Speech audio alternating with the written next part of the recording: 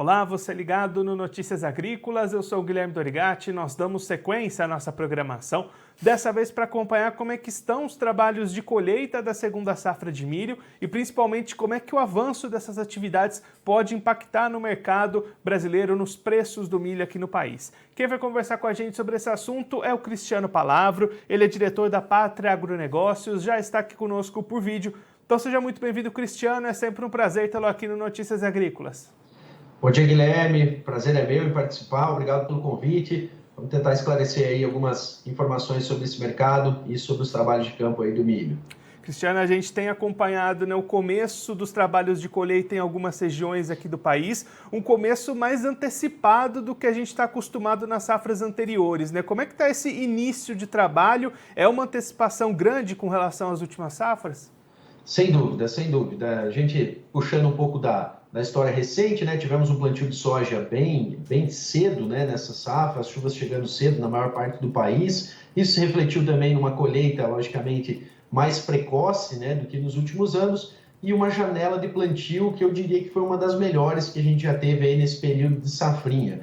Tivemos muitos plantios ainda no mês de janeiro, né? Especialmente no estado do Mato Grosso. E depois grande parte das lavouras já estavam implementadas até o final de fevereiro, com remanescentes aí, principalmente no centro-oeste, pouco remanescente para o mês de março. E essa boa janela de plantio é o que está garantindo ainda uma safrinha razoável diante de chuvas que não foram tão boas ao longo do ciclo. Mas fato é que a colheita já começou, segundo o nosso levantamento, que é feito sempre ao final de cada semana, 3,3% da segunda safra já estava colhida até a última sexta-feira, um número aí pelo menos 1,5% acima da média dos últimos 5 anos e bem acima do que a gente observou em 2021, que foi uma das janelas mais tardias, né? Em 2021, menos de 1% aí das lavouras já estavam colhidas nesse momento. Esse mês de junho será de grande intensificação desses trabalhos de campo e a gente, sem dúvida, vai ter um milho disponível mais cedo ao mercado nesse ano com a chegada dessa colheita mais precoce. E aí, Cristiano, você comentou nessa situação de falta de chuvas, a gente vê algumas regiões, principalmente lá no Mato Grosso, falando dessas perdas em função da seca. A gente tem um cenário no Paraná, principalmente, com muito problema com cigarrinhas, com enfesamentos. De que maneira esses problemas interferem no total da safra? É um problema representativo que vai tirar produção ou ainda assim vai ser uma safra grande? Bom, é importante dizer que mesmo com os problemas, a safra ainda vai ser grande e há uma grande perspectiva que a safra de milho nesse ano seja um recorde, até porque a gente teve um aumento de área muito significativo nesse ano.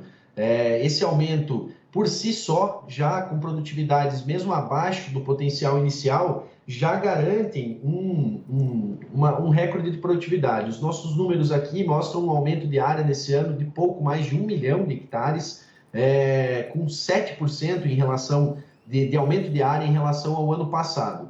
Mas, de fato, na nossa visão, na visão da Pátria Agronegócios, o mercado ainda está estimando uma safra um pouco maior do que ela realmente é. A gente sabe que existem problemas no Mato Grosso. O Mato Grosso tem áreas muito boas, mas também tem áreas com problemas. O estado de Goiás, onde eu estou, é um estado que, principalmente na sua porção leste, tem problemas graves, já que as chuvas em abril, principalmente, foram muito abaixo da média e essas áreas mais cedo sofreram bastante com essa falta de chuvas.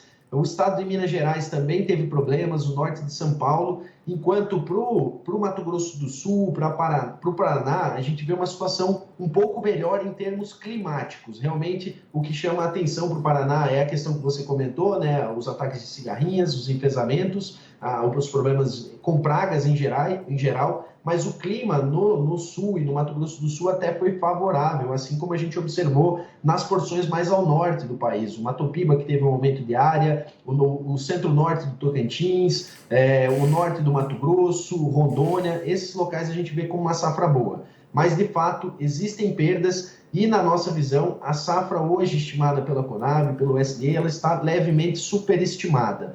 Para trazer um número, Guilherme, hoje a Pátria Agronegócios trabalha com uma produção total entre 108 e 109 milhões de toneladas. Se a gente comparar estado a estado em relação aos números ontem atualizados pela Conab, existem cortes aí na nossa visão para serem feitos no Paraná, cortes aí de 1,5 milhão a 1,8 milhão de toneladas, né? No Mato Grosso também há um corte, o IMEA também atualizou seus números, trazendo um número um pouco abaixo do que a Conab projeta hoje. Goiás e Minas Gerais praticamente em linha, a Conab já trouxe algumas quebras de produção, mas principalmente no Mato Grosso e no Paraná, nós temos aí uma visão de números um pouco menores do que as atuais projeções do Departamento Oficial Brasileiro. E aí, Cristiano, você comentou, né, esse volume é recorde chegando no mercado, vai chegar mais cedo esse volume diante do antecipado das colheitas. Como é que isso mexe no mercado? Os preços já estão respondendo a isso? Vão responder ainda durante esse mês? Como é que isso tem movimentado, tem impactado nos preços aqui no Brasil? Sim, de certa forma o mercado já sente, sim, essa entrada mais precoce, né, da oferta da segunda safra. O que chama a atenção também, Guilherme, é que ainda existem pequenos bolsões de estoques remanescentes da safra passada, então é grande a probabilidade que esses estoques sejam colocados ao mercado antes da chegada da safra nova. Uma situação diferente do usual também, nós temos uma comercialização de soja mais lenta nesse ano, né, um ritmo de exportações mais lentos também, que colocam os estoques como uma preocupação para esse ano, já que chega o milho com grandes volumes ainda de soja armazenados, então a gente pode sim ter uma pressão de oferta nesse momento, mas de certa forma a gente tem olhado com muito critério o lado da demanda. A gente sabe que o milho passa por um momento de muito suporte em termos internacionais. Nós temos uma safra ainda a ser definida nos Estados Unidos, uma safra que tem preocupações. Já existe uma perspectiva de área menor do que no ano passado em termos de milho, né? Temos uma safra na Europa que já vem sofrendo com uma onda de calor e seca nas últimas semanas, que já vem cortando o potencial produtivo por lá. Um caso, por exemplo, já divulgado essa semana, o Departamento de Agricultura da França já cortou a safra lá de milho do país, assim como de trigo, o que mostra a comprovação dessa perda de produtividade por lá. E nós temos também uma situação delicada no clima no nordeste da China. Então, todo esse contexto, somado às enormes preocupações geradas pela guerra na Ucrânia, que deve diminuir plantio, né? Já diminuiu a capacidade de plantio dos ucranianos, e aí numa novela se desenvolvendo sobre a questão dos corredores de exportação. Então, nós temos o milho sustentado lá fora e uma oferta que está muito ajustada a uma demanda grande. Então, na nossa visão, mesmo com uma safra que tem quebras aqui no Brasil, mas ainda sendo uma safra grande, o milho tem um suporte muito forte nesse momento vindo do mercado internacional, já que as exportações desse ano, na nossa visão, devem superar a casa dos 40 milhões de toneladas. E aí, Cristiano, a gente já viu em momentos recentes nesse preço de milho aqui no Brasil superar os R$100, chegar ali nos 110, 112, nesse momento B3 ali ao redor dos 90. É esse patamar que vai ser trabalhado? Vai superar? O que você está vendo ali para os preços? A gente pode chegar novamente naqueles patamares de 100? Sem dúvida, a gente depende de alguns fatores, mas na nossa visão hoje esses fatores estão se convergindo para isso.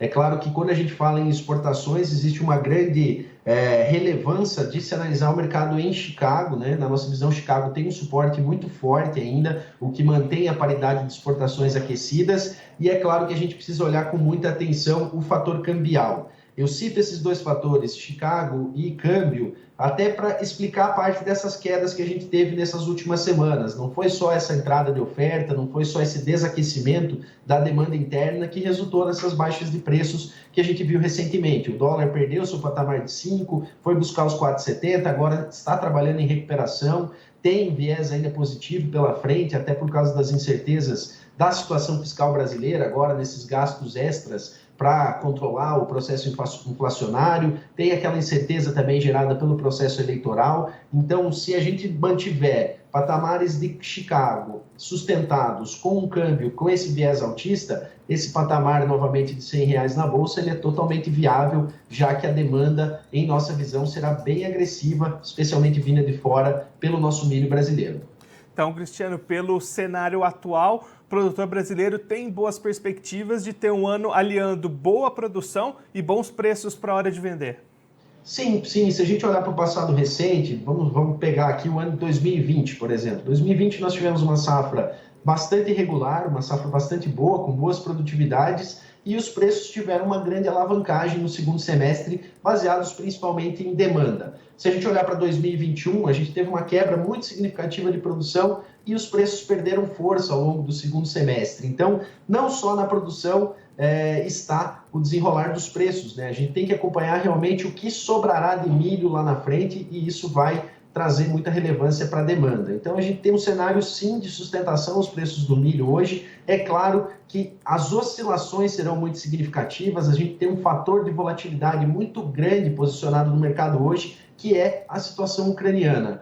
Todo dia a gente vê notícias novas, né? Se vai liberar o Porto de Odessa, se não vai, as negociações lá envolvendo também a mediação da Turquia. Isso tudo gera muito barulho no mercado, gera muita incerteza. Temos ainda o mercado climático em desenvolvimento nos Estados Unidos, então os preços têm suporte, mas o produtor precisa ficar bem atento às movimentações, não vai ser uma curva retilínea de altas, os preços vão oscilar, então é importante estar preparado, acompanhando, para pegar os melhores movimentos do mercado e até trabalhar com as proteções financeiras, trabalhar com a BMF para poder aproveitar melhor esses movimentos. E, Cristiano, só para a gente encerrar, olhando dentro dessa questão das exportações que você comentou, como é que está a questão das exportações do Brasil para a China? A gente teve recentemente, né, uma sinalização de um acordo, ainda não começou a valer ainda. Como é que está essa situação? E esse pode ser um suporte importante para essa demanda aqui do milho brasileiro que você estava comentando?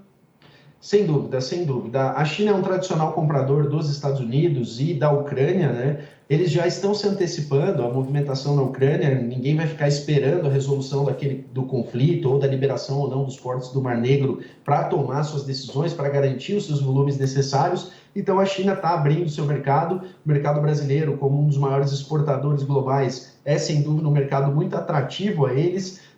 Existem informações que trazem a necessidade de alguns protocolos sanitários ainda serem estudados e definidos durante a próxima safra de verão, mas existem informações também de que isso possa ser antecipado e ainda mais ao final desse ano a China consiga começar os embarques. Isso seria, sem dúvida, uma grande alavancagem na demanda aqui no Brasil. Pode gerar até preocupações para a cadeia consumidora, porque quando a China entra no mercado, geralmente ela entra com grande apetite, com grande força, né? E não costuma fazer compras pequenas. Então, a China é, sem dúvida, um fator de mudança no nosso mercado. Em termos de demanda, citaria também algo que a gente não pode deixar passar, a questão do etanol, né? O grande desenvolvimento de novas indústrias em Goiás, em Mato Grosso principalmente, que vem cada vez mais consumindo mais milho, né? E mudando um pouco a logística do consumo de milho. Regiões que antes eram grandes exportadoras para outros estados e para outros países, agora passam a ter um consumo bastante relevante também. Então, a gente vai mudando a dinâmica do mercado a cada ano. A China seria um fator novo e eu não poderia deixar de pontuar as usinas de etanol, que estão com margens interessantes e vão sim ser um importante player nesse mercado brasileiro e cada ano que passar vão ser ainda mais importantes. Cristiano, muito obrigado pela sua participação, por ajudar a gente a entender todo esse cenário. Se você quiser deixar mais algum recado ou destacar mais algum ponto para quem está acompanhando a gente, pode ficar à vontade. Guilherme, só agradecer o convite, deixar a Pátria Agronegócios à disposição aí de todos que acompanham o Notícias Agrícolas e agradecer a parceria sempre de vocês, desejar um ótimo dia a todos. Cristiano, mais uma vez, muito obrigado. A gente deixa aqui o convite para você voltar mais vezes, sempre contribuir conosco e com todos os produtores do Brasil. Um abraço, até a próxima. Um abraço, até a próxima. O Cristiano Palavro, ele que é diretor da Pátria Agronegócios, conversou com a gente para mostrar um pouquinho como é que estão os trabalhos de colheita da segunda safra de milho aqui no Brasil e principalmente o que isso pode refletir no mercado, nos preços do cereal aqui no país. Cristiano destacando um início mais cedo da colheita do milho, avanços rápidos, bastante acima da média dos últimos 5 anos, muito acima da safra passada, e com isso a chegada de volumes de milho no mercado mais cedo nesse ano do que nos anos anteriores. Isso, na visão do Cristiano Palavro, já começou a ter algum impacto no mercado, os preços já começaram a sentir alguma pressão, mas na visão da Pátria Agronegócios, os preços do milho aqui no país no segundo semestre, mesmo com a chegada de grandes volumes da segunda safra recorde na expectativa da consultoria, mesmo assim os preços vão ficar sustentados, vão ficar altos aqui no país em função da demanda muito aquecida.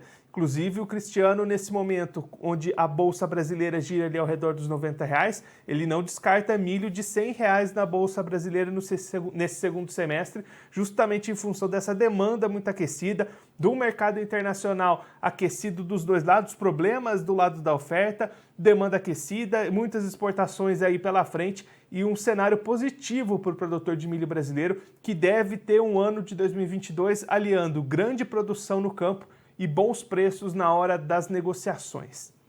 Bom, eu vou ficando por aqui, mas a nossa programação continua. Notícias Agrícolas, 25 anos ao lado do produtor rural. Participe das nossas mídias sociais, no Facebook, Notícias Agrícolas, no Instagram, @Notícias Agrícolas e em nosso Twitter, @Noteagri. E para assistir todos os vídeos, se inscreva no YouTube, na Twitch, no Notícias Agrícolas Oficial.